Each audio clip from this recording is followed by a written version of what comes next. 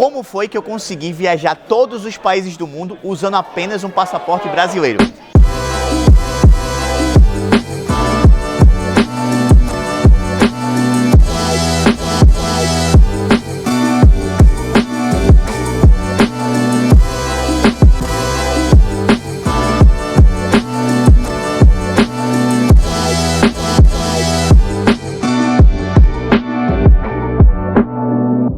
Estou aqui com o Léo Freitas e esse cara vai explicar um pouco sobre mobilidade global e como o passaportezinho safado brasileiro, que não é tão safado assim, um dos melhores que tem, conseguiu viajar nos 196 países. Léo, fala um pouquinho aí da tua história, o que você veio fazer nos Estados Unidos, conta aí. Vamos lá. Quanto tempo você mora aqui? Bom, cheguei aqui dia 26 de dezembro de 1985. 85? 85. Era tudo mato. É. Quase isso. Eu vim estudar, não era inicialmente meu intuito, obviamente, fazer uma vida aqui. Eu vim estudar, vim terminar o meu high school e assim, depois segui para a faculdade, que acabei entrando na faculdade de música, a Berklee College of Music em Boston. E aí, música? Música, que já era a minha profissão antes, né? Desde pequeno já. Você chegou quantos anos aqui? Cheguei com 15 anos, 15 anos. Caramba, chegou cedo, né? 15 anos. E, enfim, eu já tocava, já era músico profissional na época e tal. Mas, enfim, aí pra mim, quando eu cheguei, eu falei assim, não, esse lugar aqui é maravilhoso. Isso aqui é um mundo que realmente pra mim, eu falei assim, não, eu tenho que tentar fazer alguma coisa rodar. E aí, também, uma coisa que eu descobri que partindo daqui, sempre era mais fácil você conhecer o resto do mundo. Porque naquela época, inclusive, as passagens eram mais baratas se você comprasse daqui. Até hoje, muitas passagens são baratas. Né? É uma coisa, é um universo diferente do que a gente tinha lá no Brasil. E eu vi isso, muita gente fala assim, você foi sozinho com 15 anos? Sozinho, com 15 anos eu vim embora pra cá. Fiz aquela parte de intercâmbio, né? Ficar em casa de família, inicialmente. Aí foi você aprender inglês e já sabia inglês? Eu fui alfabetizado em inglês no Brasil. Né? Eu estudei numa escola britânica, inicialmente no Brasil, a parte de alfabetização. Então, inglês eu já sabia. Né? E mais engraçado é que eu falava com sotaque britânico. E depois eu tive que mudar o sotaque para o americano. Até para ser um pouquinho mais aceito aqui. Né? Ainda mais naquela época, né? Exato. Então, assim, existe uma facilidade muito grande, as pessoas não entendem, do acesso ao mundo desde os Estados Unidos. Então isso me fez me apaixonar muito por esse país e me tornar bastante receptivo a conhecer o resto do mundo. E daqui eu não conheci os 196, mas conheci 135 países. Caramba, já é muito. Você sabia que você é um dos brasileiros que mais viajou no mundo? Não. É mesmo? Ó, Zeca Camargo, Anderson Dias, 196. Aí tem o Igor Gali, com 180 e pouco. Tem o Zeca Camargo, tem a Glória Marina, com 160. E o Zeca Camargo, com 130. Você tá entre os 10 brasileiros que mais viajaram. Não sabia disso. Pô, tô sabendo agora. 135 países. 135. Uau. Pô, tá bom. Não tá tão ruim, não. Só que eu não usei o passaporte brasileiro única vez. Eu usei o passaporte brasileiro. Vocês usaram só o passaporte brasileiro. Então, sabe, com isso a vida foi rodando. E assim, uma coisa que eu sempre achei super interessante é que sempre existiu um mito muito grande com relação à parte imigrar para os Estados Unidos.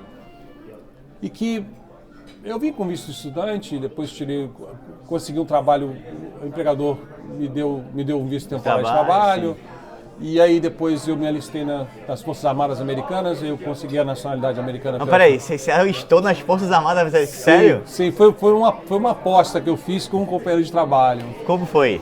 Ele chegou para mim e falou assim, olha, o pessoal tá indo lá ver que parece que eles estão dando a nacionalidade para quem está se alistando. Eu falei, duvido, cara. Se tiver, eu me alisto. Eu falei exatamente isso. Se tiver, eu me alisto. Não tem problema. E não é que era isso mesmo. E acabou que, de todo mundo que foi lá, eu e o cara e mais uma pessoa, de todos dos que foram lá, só eu me alistei. Eu apostei com todo mundo que não era, só me alistei e foi assim que eu Você chegou a pegar em arma e tal? tudo. Ou seja, você já foi do exército americano. Primeiro alistei no exército, depois pedi a transferência para a Guarda Costeira. Guarda costeira. Isso, a Guarda Costeira americana. Caramba, que interessante isso. E, assim, o bom é que a Guarda Costeira, ela tem esse cunho fronteiriço, né? Porque ele cuida, é uma força armada que ele cuida da segurança fronteiriça dos Estados Unidos. Então a gente lida com pessoas que são imigrantes que estão vindo de balsa, pessoas que estão vindo escondidas dentro do calado do navio e por aí vai, né? Então, Ou seja, você costumava deportar a galera. Exato. Em palavras, né? Exato. Mandar a galera pra fora, sai Exato. aqui não. Eu era o chato que mandava todo mundo embora. E hoje em dia você, Ajuda as pessoas a vir pra cá. olha como a vida é, né? Eu era o vilão da história, hoje eu ia o mocinho. Que interessante isso, né? De deportador a... como é que eu posso chamar? Atravessador. Legal. Legal. Já vai estar agora mandando mensagem. Ué, tu é coiote? Não sou, muito pelo contrário. Eu continuo combatendo os coiotes que trazem as pessoas ilegais. Até porque é um risco muito grande, né? Um risco de vida, não tem necessidade. As pessoas pagam um preço muito grande, não só com as suas vidas, mas o valor que eles pagam para o coiote é um valor que você poderia estar pagando por um advogado de imigração para poder resolver a sua situação imigratória. Ou seja, é muita ignorância, né? Falta de informação, Completamente falta de informação. Cara, e é muito doido isso, sabe por quê? Porque, ó, as pessoas, isso não existe mais. Na época que eu assisti aquela novela América, né? Como me contaram, não era minha época. Aquela novela, eu tinha o quê? Uns 14 anos, 13 anos. Foi aquela novela que me despertou a vontade de sair do meu lugar. As pessoas perguntam, Anderson, como é que você teve essa ideia de querer viajar ao mundo e tal? Eu morava em Caruaru, vim de uma família muito humilde, né? Morava no interior, uma cidade que tinha na época 250 mil habitantes. E aí, assistindo essa novela América, me despertou a vontade de sair, né? E a princípio para os Estados Unidos, porque era o que eu estava vendo na novela. E aí eu vi aquele papel de parede do Windows, aquele lugar diferente, eu não me pertenço a esse lugar. E aquilo foi um gatilho que despertou dentro de mim essa vontade de viajar. E aí, nessa novela, existiam os coiotes, a gente via aquela coisa toda. E as pessoas acham que hoje em dia não existe mais. E há 6 meses atrás, eu estava aqui em Nova York e fui visitar uma construção. Agora que trabalha na obra, fui fazer uma reportagemzinha e tal. E quando chegou lá, eu conheci um menino de 17 anos de idade, que ele tinha vindo, que eu era mineiro, através de coiote. Filho, não é possível. Mas não é possível. O cara com 17 anos veio através de coiote. Isso. Então realmente muita falta de informação. Então você que está assistindo aí agora, se você tem vontade de vir para os Estados Unidos ou pensou em vir para os Estados Unidos através de coiote, esquece isso. Esquece. E outra coisa, muito importante a pessoa saber que quem faz essa travessia sem o visto, sem ter um visto, sem ser inspecionado, através do tal Cai-Cai, está cometendo um crime. E as pessoas vendem uma ilusão de que a pessoa vai ter legalização, porque elas recebem, às vezes recebem, não são todos que recebem, uma autorização temporária de trabalho, o número do cartão de seguro social, e acham que isso já é uma legalização. Não é. É uma coisa temporária que lhe é concedida até o momento que você tenha uma audiência na corte imigratória, que vai ser decidido o fato que a pessoa vai ser deportada. Nessa mesma construção, eu conheci um baiano que já fazia 28 anos que estava nos Estados Unidos, ele não sabia falar inglês e estava ilegal. 28 anos. Imagina. Sem necessidade nenhuma. Sem necessidade nenhuma. Porque é o seguinte, primeiro, vamos falar da realidade de hoje dos Estados Unidos. A realidade de hoje é assim, os Estados Unidos tem uma falta de mão de obra enorme, ainda mais pós-pandemia. Tem falta de pilotos de aviação, tem falta de construção civil, tem falta de garçom, tem falta de tudo. E a necessidade dessas posições faz com que exista uma quantidade enorme de vistos disponíveis. E as pessoas não sabem. Você sabia que tem 187 tipos de vistos para os Estados Unidos? Não sabia. São 187 tipos. É quase o número de país que já visitei. Isso. 187 tipos. E 2 categorias principais, imigrante e não imigrante. Todos os vistos de imigrante são green card, te deixam você trabalhar, morar, fazer tudo. Sim.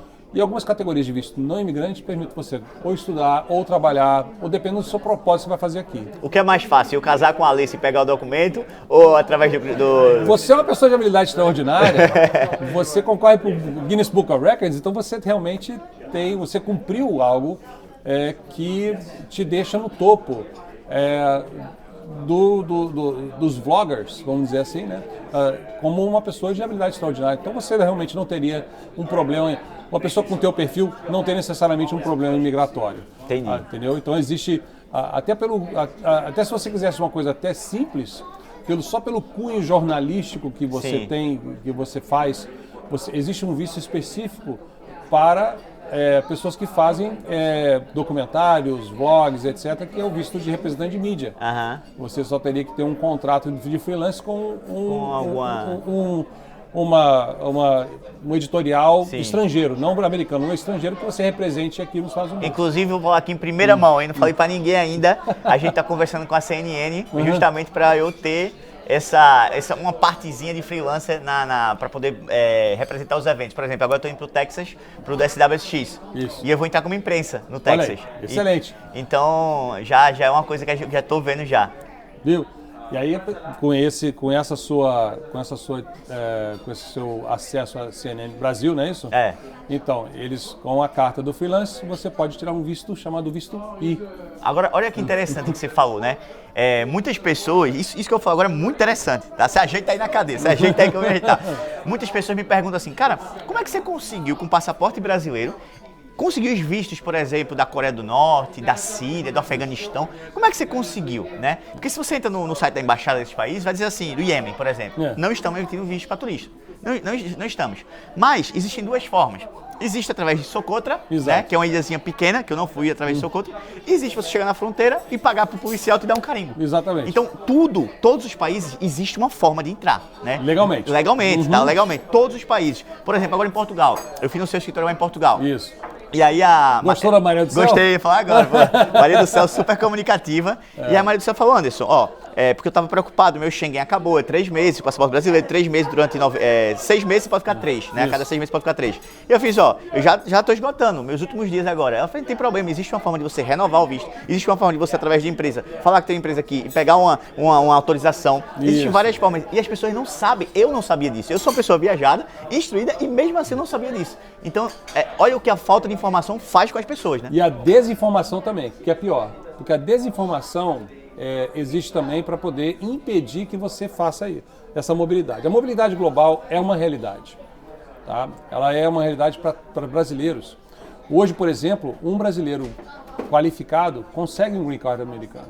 Aí eu pergunto assim... O que é um brasileiro qualificado? Isso é a pergunta que todo mundo faz. Pessoas que têm um histórico acadêmico e profissional de entre 5 a 10 anos. Tá?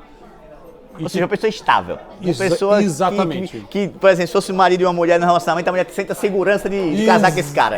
Não sente aquela insegurança. Vai, não vai. Né? Isso, trazendo o relacionamento pro profissional é a mesma coisa, né?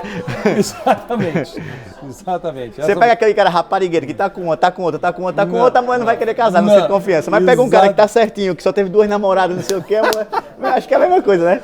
Rapaz, você definiu perfeitamente, exatamente. Uma pessoa que tem um histórico estável, ilibado, sem problema com polícia, sem problema nenhum, até mesmo empresários que têm uma intenção de investir nos Estados Unidos, buscar uma maneira de expandir os seus negócios nos Estados Unidos, são super bem-vindos. Hoje você tem, por exemplo, mais de 85 mil vistos disponíveis, de numeração disponível de visto de imigrante de green card para pessoas que querem vir, sendo ou habilidade extraordinária, ou professores e pesquisadores, executivos de multinacional, pessoas de grau avançado acadêmico, mestrado, doutorado, pessoas de habilidades excepcionais, tem tudo.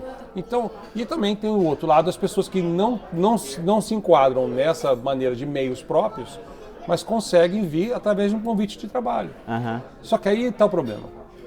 As pessoas buscam agências que trabalham de uma forma não muito ética, que é você pagar para você furar a fila para pegar um convite de trabalho. Isso é ilegal.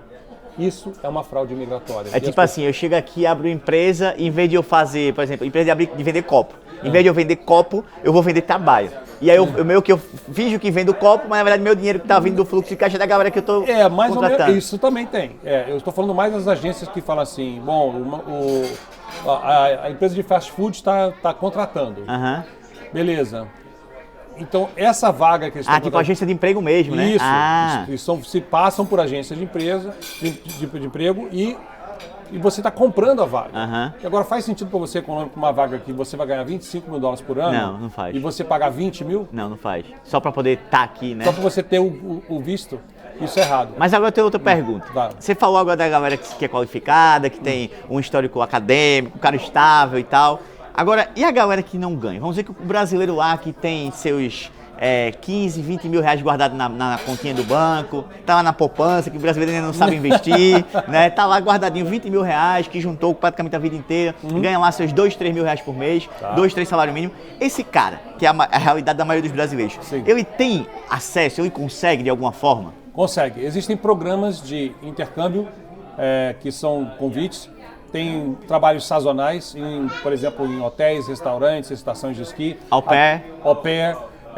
Principalmente para as meninas, o programa Au Pair é excelente para uma experiência muito boa com famílias americanas, aprender o inglês, ganhar em dólar, ter direito a morar nos Estados Unidos e ter a oportunidade de estar expostos a potenciais empregadores que possam estar viabilizando toda essa parte imigratória para elas de forma permanente. Então, também existem programas, por exemplo, do H2B, H2A, H2A é para trabalhadores agrícolas. Então, muita gente não sabe que pode conseguir um visto para trabalhar na lavoura aqui nos Estados Unidos. Isso eu sabia. H2A é excelente, porque você bota o teu nome no chapéu e você vem trabalhar na lavoura. Tem muito no Canadá também, né? No interior do Canadá, né? Muito, exatamente. Tem no Canadá, tem Israel, tem Dubai. Dubai, onde a gente também tem escritório, é um foco muito grande de pessoas que estão na entre-safra da sua carreira, né? Começo de carreira, ou já estão no meio da sua carreira, mas não tem uma experiência internacional. Dubai é excelente, porque você está ganhando uma moeda que é mais ou menos indexada ao dólar, super estável, um país super tranquilo, super seguro, e considerado, os Emirados Árabes Unidos são o país mais seguro do mundo. Então, e você tem, como seria o que a gente chama de um trampolim para você chegar a países como os Estados Unidos, Reino Unido e a Europa continental de modo geral. Portugal, super fácil de imigrar. Sim, muito fácil. Muito fácil. Você viu isso lá com a conversa com a Maria do Céu. E é por isso que também muitos chineses estão investindo em Portugal para poder obter a cidadania portuguesa, que é um dos melhores passaportes do mundo. Entendi, é verdade. Então o brasileiro ele tem dois caminhos, né? Ele tem os Estados Unidos, né? Que é aquele sonho americano. Isso, e tem que é o Eldorado do imigrante. Que até hoje ainda né? Vir para os Estados Unidos, tudo isso. E tem Portugal. Então ele pode, inclusive, tentar primeiro os Estados Unidos, né? Caso não consiga de alguma forma, ele vai para Portugal, que também é muito mais fácil. Isso. Né? Portugal e Dubai. São os três pontos focais que eu vejo que crescem cada vez mais nesse sentido. Agora falando de Dubai, né? Falando de Dubai. Vamos dizer, o cara que tem uma empresa. Tem empresa no Brasil, paga lá 20, 22% de taxa na empresa. E aí o cara, eu não estou incentivando aqui ninguém a sonegar imposto, hein, pelo amor de Deus. Mas o cara quer, por exemplo, abrir outra empresa digital, que é o meu caso. Pode. Eu tenho 5 empresas, quero abrir agora uma sexta, e aí eu estou conversando com você justamente para a gente abrir em Dubai. Qual é a vantagem, que a minha empresa é 100% digital, eu praticamente não moro no Brasil, né, não fico no Brasil, qual é a vantagem de ir para Dubai e abrir uma empresa em Dubai? Quais são? É fácil, imposto. é difícil? Zero imposto para começar? Zero imposto. Zero imposto de renda. Zero imposto de renda. Zero, total. Ainda mais se você abrir numa free zone, você tem zero de imposto total. Caramba! E não é tão difícil você abrir na free zone. Você tem condições de abrir contas em várias moedas, em próprio Emirados Árabes Unidos, os bancos internacionais muito seguros. E você tem também uma propensão maior de acesso a outras fontes de renda com relação a contato com outras culturas. Você começa a ter acesso a outros clientes, a outro que a gente chama de revenue streams. Né? Uma coisa que eu gostaria de falar, que as pessoas sempre falam assim, mas é um país muçulmano e tal. Gente, é o país, principalmente o Emirado de Dubai, ele é muito, muito tranquilo para você fazer business. E para você, que você já deveria ter dado saída definitiva fiscal do Brasil. Você vai me ajudar com isso, né? Por Vou favor. te ajudar com tudo isso. E, acima de tudo, você poderia, obviamente, a pessoa que é um nômade digital, poderia fazer a sua base Dubai, porque você só tem necessidade de estar lá fisicamente, praticamente 4 noites por ano, num período de 6 e 6, de 5 e 5 meses, vamos dizer assim, você não perdeu o visto. Pô, mas Dubai é legal, pô. Tem muito que eu vou fazer lá. Você não passa só 4 noites. Lógico, mas, por exemplo, você se torna um residente lá. E você não tem... Você vai rodar o mundo. Se você quiser ficar morando em Dubai... Lá é um bom hub da Ásia para a Europa, da Ásia ir para a África. A capilaridade que a Emirates oferece é excelente. É verdade. A capilaridade que a Emirates oferece você está a 7 horas da China, do Japão. Você está... 12 horas do Brasil. 12 horas do Brasil, tá 1h30 da Índia, você tá ali. Você tá a 5 horas da Europa, você tá super bem. Então você tem... eu gosto muito de Dubai por conta disso, porque ele te dá uma centralização muito boa. Super bem protegido. Eu, por exemplo, eu deixo a chave do meu carro em Dubai, fica na ignição, tá lá até agora. Aqui é doido assaltar em Dubai, hein? É doido. O Sheik não toma brincadeira não, né? O meu apartamento lá, ele fica com a porta aberta. Quem quiser pode ir lá. Fala o endereço aí. Vai. É no Index Tower. Pode ir lá, fica à vontade. Que massa, interessante. Tem mais alguma coisa assim que... Eu acho que sim, as pessoas precisam parar para pensar o seguinte. Estados Unidos, expatriação, Canadá, Europa. Gente, se você tem o intuito de se lançar no mundo e buscar isso, tem um mundo lá fora, você conheceu esse mundo. Você, me diga se não é verdade, quando você foi conhecer o Uzbequistão, foi conhecer... até quando você passou pela Coreia do Norte, são culturas diferentes. Eu acho que o brasileiro fica muito ilhado naquela história, naquela bolha de ficar lidando. É esquerda, é direita, não sei o quê. Gente, vai conhecer o mundo. Vocês vão entender que não existe nem esquerda, nem direita, nem nada. Existe Leonardo, Anderson, existe aqui o Câmara, o Kleber. Você tem essas... todo mundo é igual. E sabe o que é interessante, todo mundo quer a mesma coisa, né? Quer ter uma família estável, criar seus filhos. Pior que é verdade. Né? É verdade. Trazer o alimento para casa. É verdade. Ter um teto sobre a sua cabeça. Né? E você falou uma coisa interessante, né? Quando esse negócio de direita e esquerda, quando eu converso com um sueco, quando eu converso com um norueguês, quando eu converso com um dinamarquês, nunca entrei em assunto de direita e esquerda. Nunca. Não tem. A gente entra em assunto de opiniões. Por exemplo, um é a favor de cota, o outro é a favor da livre economia. Isso. E, por exemplo, agora até brinca comigo, né, velho? Como é que você é a favor do liberalismo, né? Que eu fui na Estônia e achei massa a forma que ele... Bacana você é a favor do liberalismo e a favor de cotas. Essa é a minha opinião. Mas peraí, se você não se decide se você é direita ou esquerda, cara, eu não sou nem direita nem esquerda, eu tenho uma opinião. Eu acho que as cotas no Brasil é um contexto histórico e acho que o Brasil funcionaria bem com o liberalismo, porque iria botar muitas pessoas preguiçosas, né? Porque tem a pessoa que é preguiçosa, tem a pessoa que não tem oportunidade, existe a diferença. Isso é do ser humano, do ser humano, exato, exatamente. E para poder produzir o mercado. Então, assim, é muito, muito interessante isso, né? Só o brasileiro tem muito esse negócio fechado. Ou é direita ou é esquerda. Não, se eu tenho um pensamento de direita, eu não posso gostar de uma coisa de esquerda, senão vão me julgar. É um orgulho, uma coisa que não cresce em nada. Em nada. E quando você viaja, você aprende a abrir mais essa cabeça e a se posicionar da forma que você, né, vai ver no mundo. Acima de tudo, gente, conheça o mundo. É isso aí. Esse planeta que a gente habita é muito mais do que o seu bairro. Ô, Léo, e antes da gente encerrar, eu vou falar uma parada que muita gente vai ficar chocada. Sabe quanto é para poder passar um mês inteiro de aluguel em Bali, na Indonésia, num hostel com piscina? Eu sei em reais. Você viu minhas histórias? Não vale.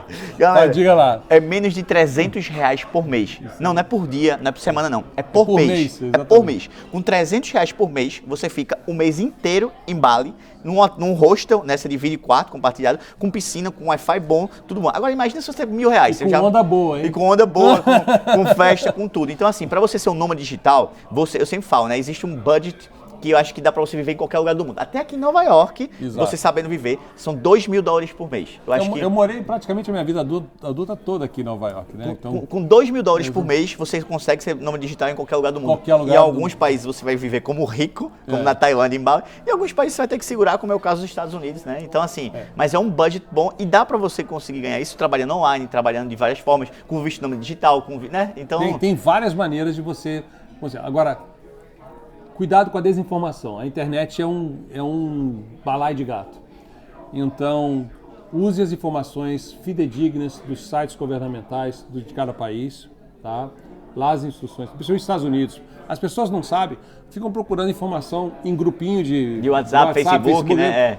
E você pode, nos Estados Unidos, você vai no site da imigração, o SAS.gov. O povo tem preguiça de ler, pô. O povo fica... lá! Tá lá, Fica acreditando em YouTube. Tem gente que ganha dinheiro, né? Tem gente que nem advogado e ganha dinheiro para poder prestar consultoria só para poder ler e repassar para a pessoa. Exatamente. Né? Ou seja, o cara gasta dinheiro com besteira para poder pagar alguém para ler para tu. Vai lá e lê, bota no tradutor, né? Não? Exatamente. Tá simples, a informação tá lá. E eu sempre falo assim para as pessoas que muita gente não acreditava, porque quando eu saí do governo, me aposentei, as pessoas eu comecei a trazer à tona que a REMA existe há 26 anos. Eu fundei a REMA, saí, fui trabalhar no governo, e aí quando voltei,